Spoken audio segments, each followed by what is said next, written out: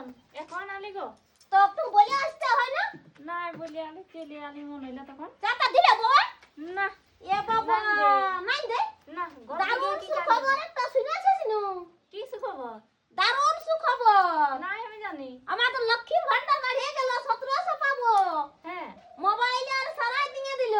ও আমি না জানি এই আগামী মাস থেকে তোমাকে হাক দিব আর আমার বেটাকে হাক দিব। ঠিক আছে হ্যাঁ গো তুমি বিটিটাকে কিসের হক দিবে গো?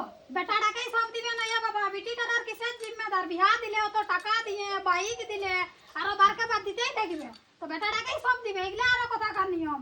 কেন? বিটিটাকে দিতে হবে বলে কেন নাই দিব? বিটিটাকে আমার ছেলে আলো।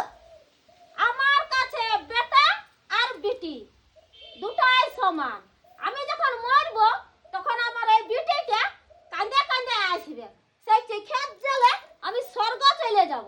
আর বেটাটা আমাকে কাঁদ কাই করে হরিবল করে নিয়ে চলে যাবে। তাহলে আমার কাছে দুটাই সমান।